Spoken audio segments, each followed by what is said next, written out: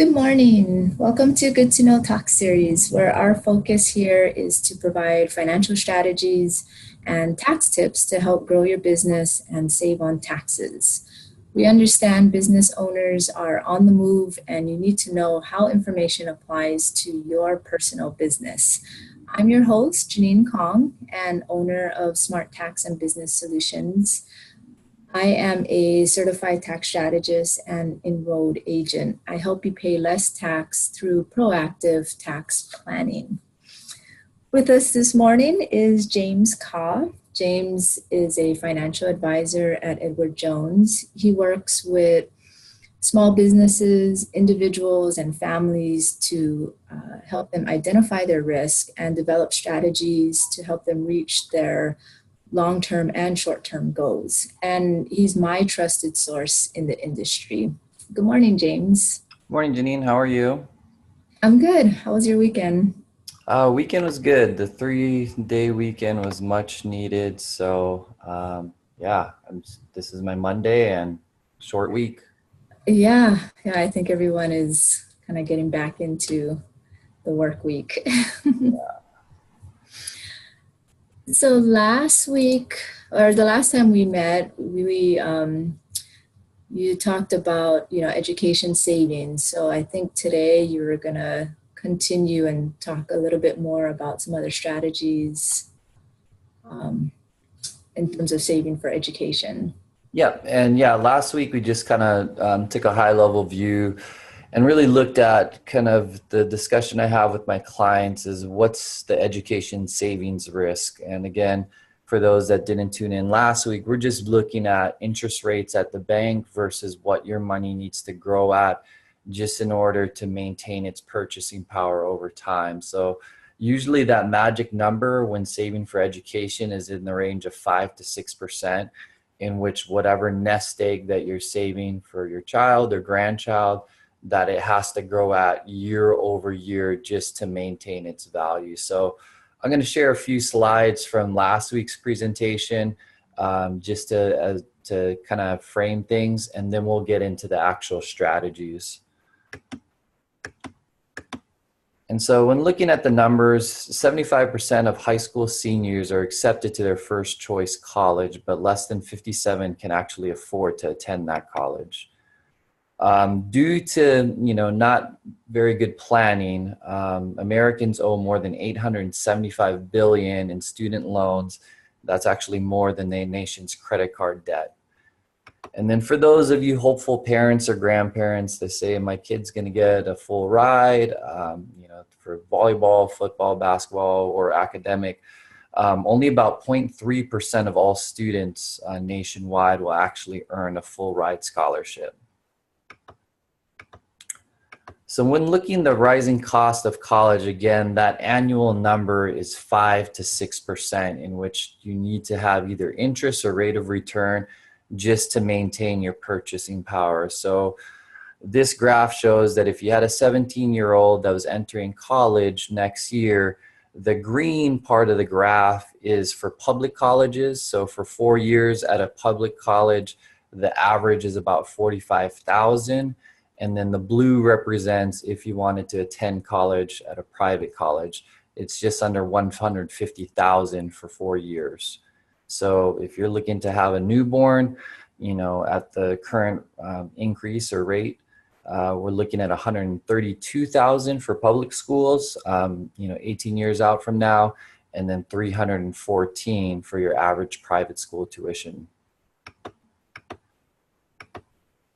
And so a lot of clients of mine tell me, okay, well, let's not get ahead of ourselves. Let's just try to get the kids through, primary, secondary schooling. So I looked at a few different schools, and my personal favorite was Kamehameha Schools. But back in 2000, when I was there as a senior, tuition was $2,500. Okay, today it's $5,400, and then 18 years from now, at that rate, it'd be around $11,500. So for Punahou, back when I was a senior, it was a little under $11,000. Today, it's a little under $24,000. And if we project ahead in 2036, we're looking at just under $52,000 per year. And then lastly, Hawaii Preparatory, if you wanted to board as a student, I couldn't find the figures for 2000, but today it's just under 51,000, and projected in 2036, we're looking at 110,000 per year. And so these numbers aren't really meant to scare my clients. It's really to help them develop a strategy, because we can either plan early and then save more, or else delay and then potentially have to borrow money, in which interest is going to come into play. So I usually show some of my clients this chart, the cost of waiting 3 years. And so if we were to put aside $200 per month at age 1, the amount based on a 7% rate of return, we'd look to save around $86,000. But the longer we wait, the less chance it has to compound and grow. And so this is a powerful piece as well. So, you know, in either strategy, we're looking to either save or borrow $35,000. So if it was $200 per month over 10 years at a 7% return, their $24,000 would have accumulated roughly $11,000 in earnings. And that's how you get to that figure of $35,000. But if we fail to plan, and that principal amount that we need to borrow at current interest rates, roughly 6.8%, that $35,000 would have to pay $13,000 of interest. And instead of saving $200 per month, we're paying $400 per month to pay off that debt. So I think, with baby boomers and, with my folks, luckily Kamehameha Schools was able to help out with my education. And, because we didn't plan, again, luckily I had the help from Kamehameha and some other scholarships and grants as well. So when we look at federal student aid, and that's free application for federal student aid, or FAFSA, what is it? It's basically a needs-based program in the forms of grants, work-study programs, and loans. How do you qualify? This could be an entire presentation, but I just want to take a high-level view. But basically, you take the cost of attendance at that specific college or university, you subtracted that by the expected family contribution, and there's a specific formula for that, and that will equal the financial need. And so some of the income considerations is that it will usually account for anywhere between 22 to 47% of the parent's income, and then 50% of the student's income over $6,200. Another important consideration is who owns the asset. So if it's a parent's asset, it accounts for 2.6 to 5.64% of that expected family contribution. And for a student-owned asset, this is pretty significant. It counts for 20% of that student's asset. So the reason why I bring that up is because there's going to be certain strategies that list the asset in the parent's name, and then there's going to be some strategies that the asset will count as the student's name, which oftentimes we want to try to avoid. When can you apply? Prior to 2016, it was going to be January 1 of that school year in which the student was going to attend college or university. And now it's been changed to October 1st to the prior year of school in which you're applying for. So the first strategy is a Coverdell account, and probably many of you have heard of this. So basically you're investing in an account on behalf of a minor beneficiary, and the investment returns will depend upon the age of the beneficiary and the risk tolerance. So oftentimes the older that beneficiary gets, you'll go to a more conservative strategy, or the younger the beneficiary is, you're going to take on a more aggressive risk profile. Contributions must be made as cash. And so some of the benefits and considerations of a Coverdell is that just with all of these strategies that I'm going to explain, you're going to be able to reduce your interest rate risk as well as your education savings risk as interest rates remain low. Anyone can contribute to the account, And then there's going to be tax-free distributions for qualified education expenses, which includes primary or secondary education. Some of the considerations is that oftentimes, due to the rising costs of education, families don't really find the value in it because the maximum contribution per year per student is $2,000. Contributions cannot be made after the beneficiary reaches the age of 18. And then in this case scenario, it's usually counted as an asset of the parent for financial aid purposes. So the main consideration for Coverdell is that, you know, you can get tax-free distributions, but the limitation oftentimes is that maximum contribution of $2,000 per year per student. So the next saving strategy is a custodial account, okay? So very similar to Coverdell, that you're gonna be invested on behalf of a minor or beneficiary.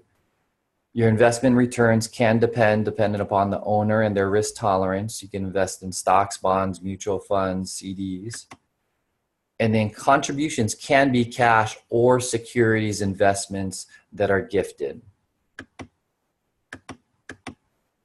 So the primary benefits, again, is to reduce your interest rate risk and education savings risk, and anyone can contribute to the account. The primary considerations are distributions may be taxable, and the beneficiary gains control at age 21 here in Hawaii.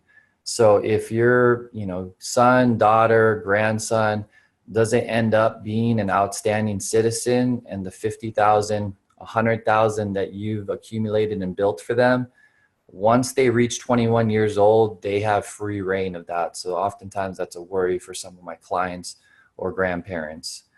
And another consideration is that it will be counted as an asset for the student when applying for financial aid. So again, that number is 20% for that, to solve for that federal aid.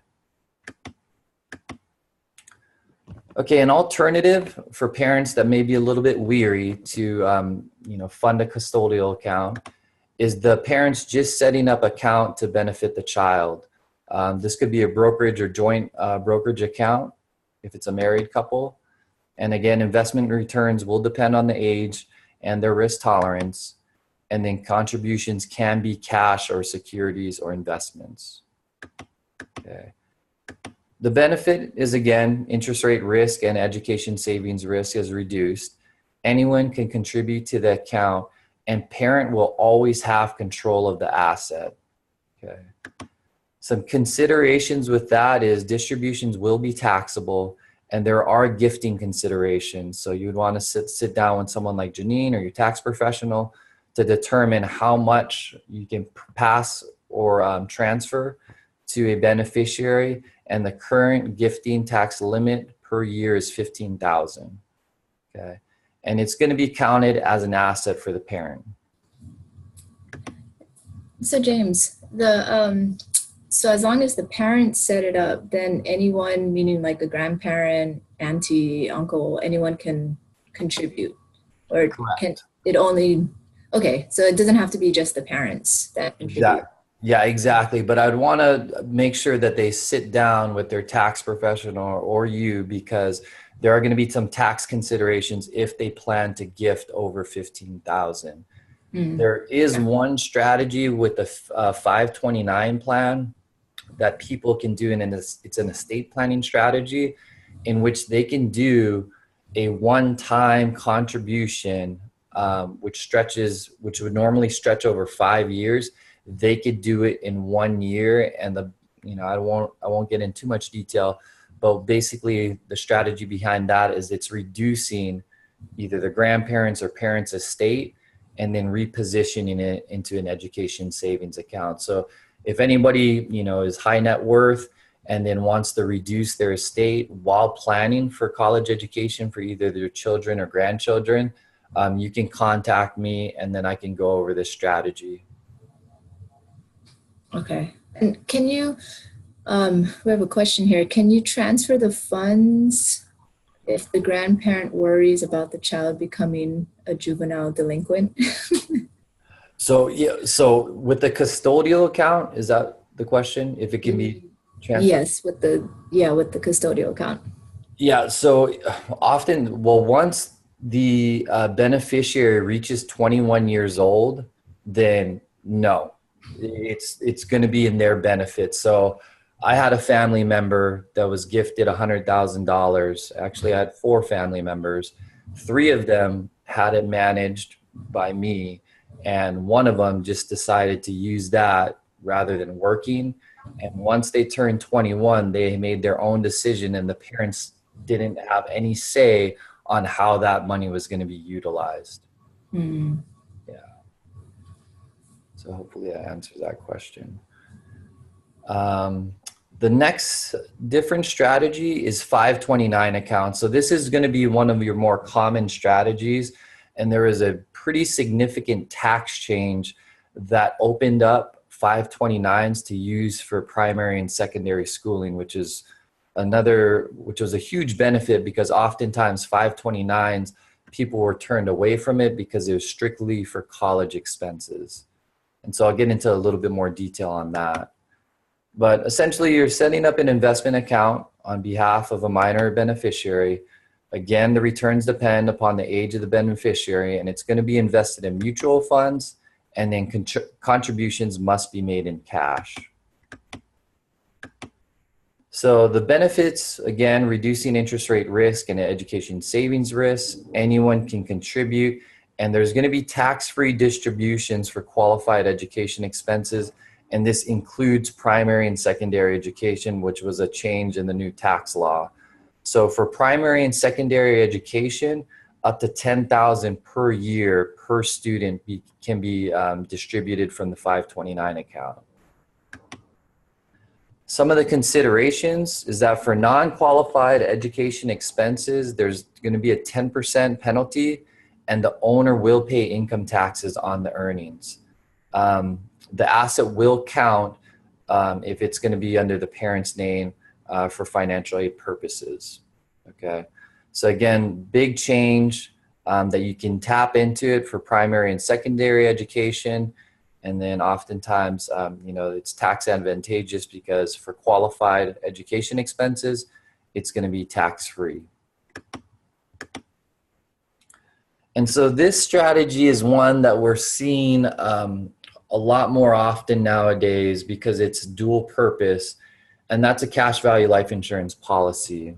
And so the strategy behind this is we're not solving it for your traditional sense or purpose of life insurance, which is essentially how little can I put into the policy to maximize my coverage if I pass away and that will be taking care of my family.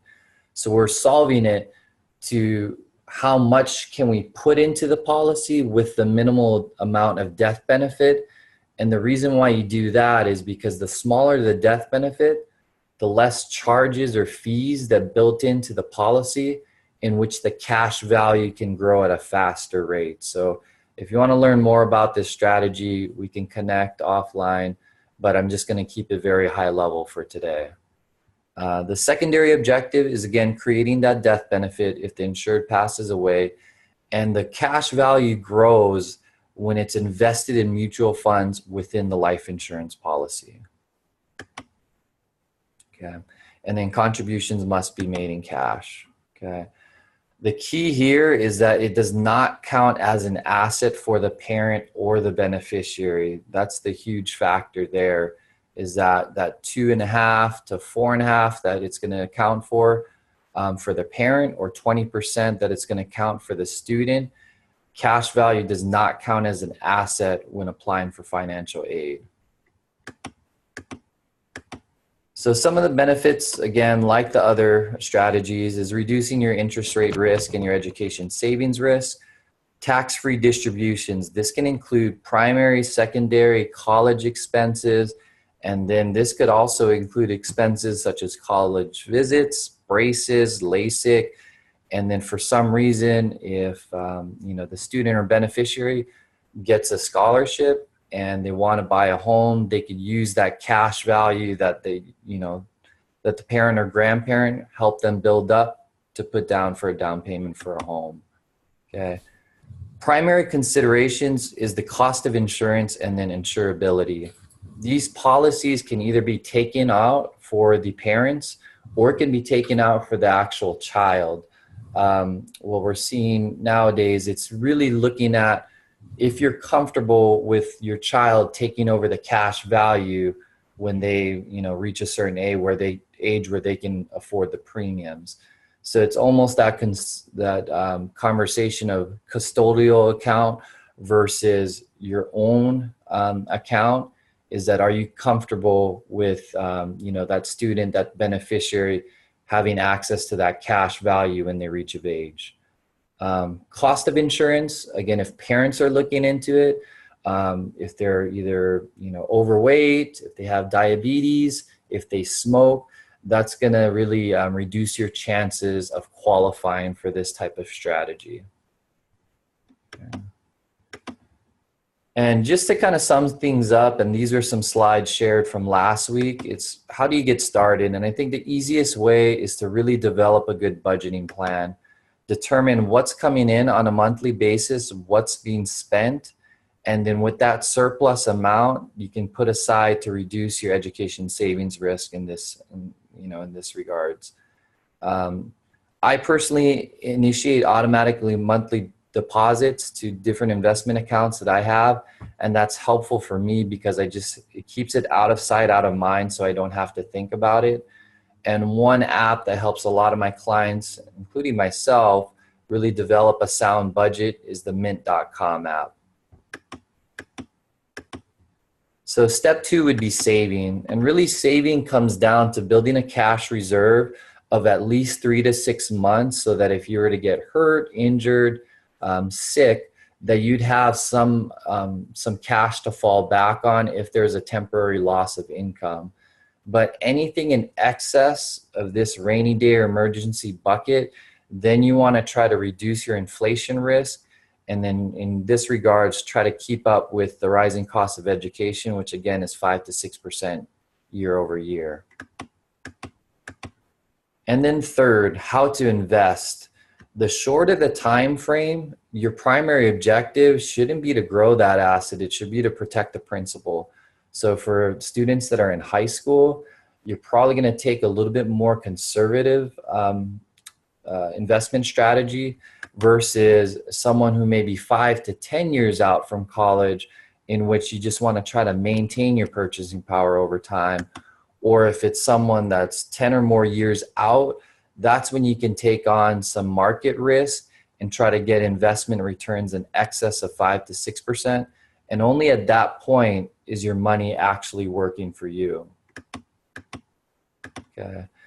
So again, when I go over education savings strategies with my clients, I really talk about the cost of waiting, so that developing a sound budget and starting to save sooner than later is going to help because of compound growth. And again, that target should be 5 to 6% of interest or growth year over year.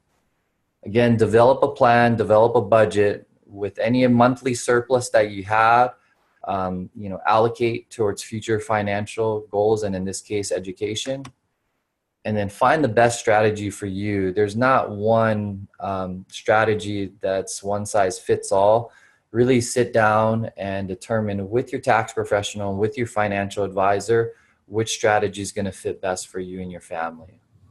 But if anyone would like me to review their strategy, give them a second opinion, please feel free to contact me. I'm more than happy to be a resource. And again, I can't harp and repeat enough that besides retirement, I think education is an area that a lot of people and families aren't really educated about. And so, a lot of families go into debt or have student debt because just the failure to plan. But that's all I had, Janine, unless there's any questions or concerns out there. For the 529 plan, that you can only use it for qualified education expenses. Is that correct? Correct. Whereas the custodial accounts and the life insurance policies, you could use it for other than education expenses. Correct. Yeah. So the thing you just have to remember with 529, it has opened up to primary and secondary schooling, which wasn't the case before, but that's going to be 10,000, a maximum of 10,000 per year per student. And then with a custodial account, it could be used for anything, but it's going to be taxed as capital gains on the earning. The principal is not going to be taxed, but the earnings will be. Okay, so if we have a question here. So if a child wants to go abroad for school, would that qualify as part of a qualified education expense? Yeah, so there's some trade schools and then some schools abroad that it will qualify as a qualified education expense, but you'll have to look into that institution with that 529 provider. Okay, so generally it's expenses include tuition, housing. Is that usually the expenses? Great question. It's going to cover tuitions, fees, books, supplies, and equipment, and then additional expenses for special needs students. And then it will cover for room and board dependent upon the institution if you're at least half-time, part-time, or actually half-time enrolled. Oftentimes, if you're full-time enrolled, then it'll cover room and board. And and a strategy that some parents use that I'd highly recommend is that if you are a business owner and even if you just have, a 9 to 5, treat yourself and buy yourself a new laptop if it's needed for business. And then you can gift your current laptop or computer equipment to your child. And then you can tap into that 529 to cover your own laptop that you just purchased. So that's one strategy that sometimes I recommend that, if, parents don't feel comfortable with buying an expensive piece of equipment for their child, you can gift what you have and then you can get some, upgrade your own computer. Right. Oh, that's great. Yeah. I think that's all the questions we have. And actually, we're at the end of our time today. If anyone has any more questions, can reach out to James. His email is on the screen, james.ka@edwardjones.com. You can also email us, info@smarttaxhawaii.com. Next week, we'll be starting our series on real estate, and we are excited to bring in experts in the field. So please join us.